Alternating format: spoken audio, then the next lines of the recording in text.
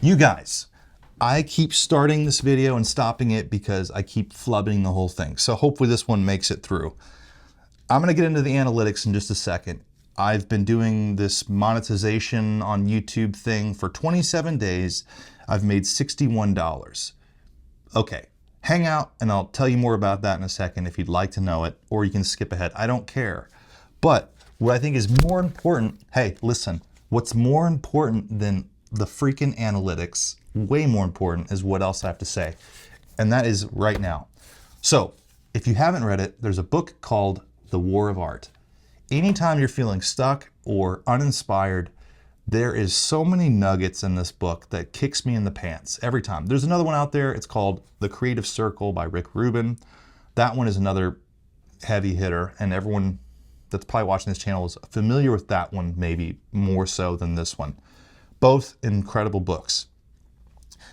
The important freaking lesson in the book is that you have to do the thing. You have to put time into the service of creating the thing that you're supposed to create.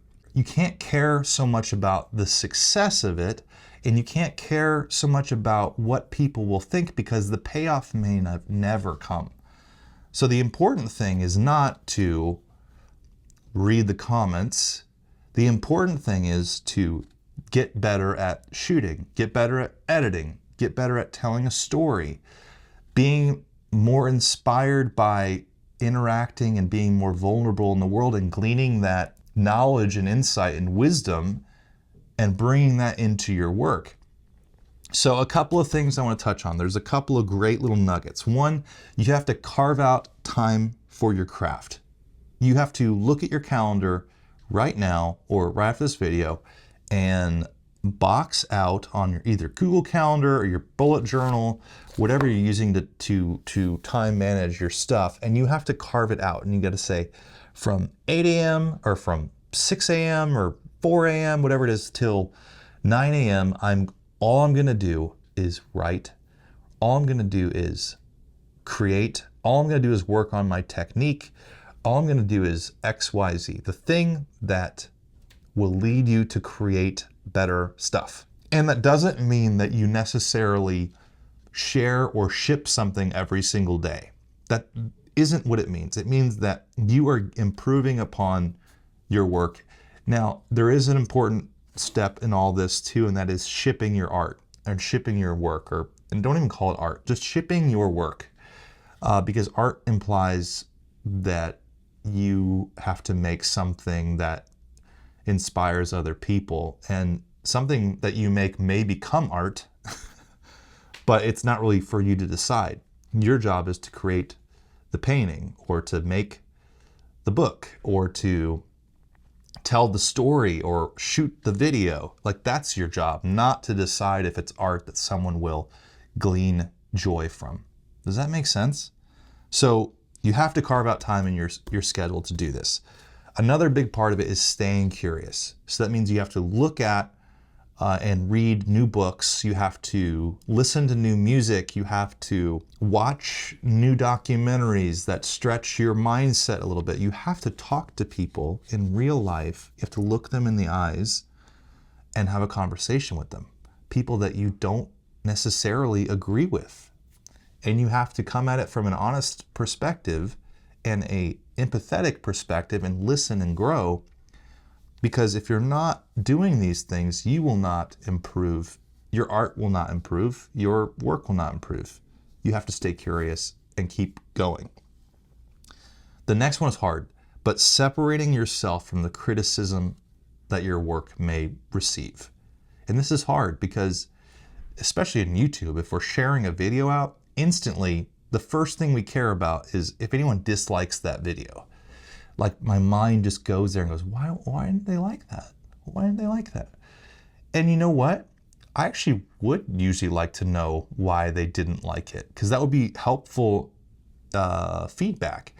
I mean, obviously there's a case to be made against like hateful stuff, like people posting mean comments. Like, that's not what I'm talking about. But like someone that doesn't like your art or thinks it's not good, you have to figure out a way to barrier yourself from, that's not an attack on me. That's an attack on my technique, or that's an attack on the capability that I had at the time. And that's okay.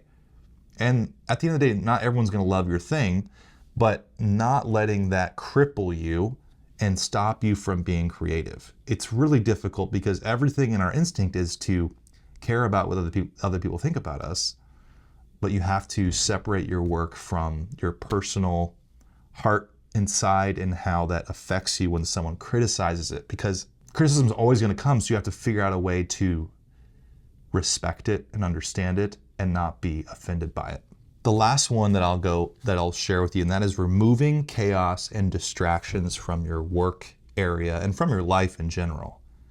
It's like, if your house is completely disarray, if your work area is completely just chaotic, if you have a cell phone next to you, if you have a smart device beeping at you every 5 seconds, you can't zero in and do the thing.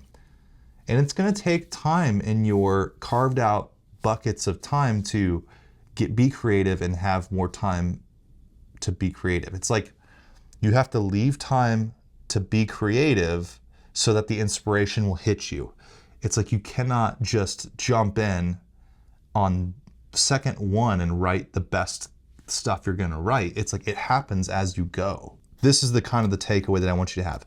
Carve out time for your craft. Stay curious, separate yourself from criticism in your work, and remove chaos and distractions in your work area. Now, here's the analytics. Let me show it to you. So I started the YouTube channel in the end of 2021. I made about a dozen videos. Didn't make anything until May 2023. And then I made like 5 more videos at the end of 2023. Didn't make anything else until I did a short on June 2024, which that was like my one short that I ever did. It was like a comedic short. And then I did 6 videos in September 2024, 1 in October 2024, 8 videos in December and January of 2024/2025. And then this month I'm on like 7 videos in February, or at the end of January, end of February. And then I'm going to be getting into, I'm trying to make a video every day. I don't know if I'm going to do it because like that's a lot of work, but I'm going to try, and hopefully the content is good. And hopefully it's good.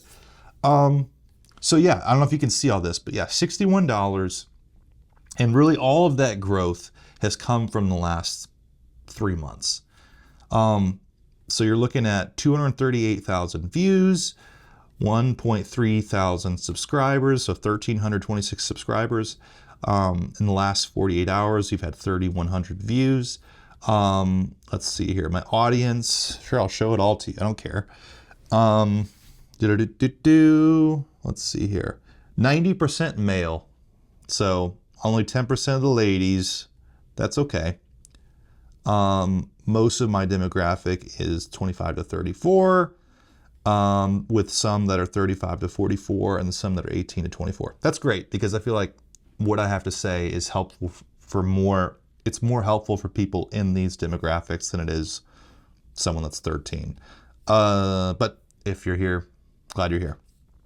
Channels your audience also watches: The Minimal Company, aka The Viking, Jose, and Tech Tony. Love it. Probably because of my BlackBerry stuff and my dumb phone stuff, which is cool. That's cool with me. What else we got? Revenue, we already looked at that. Here's the videos that made me money. Trends, I don't care about that. Content overview, whatever. There you go, folks. That's the whole kit and caboodle.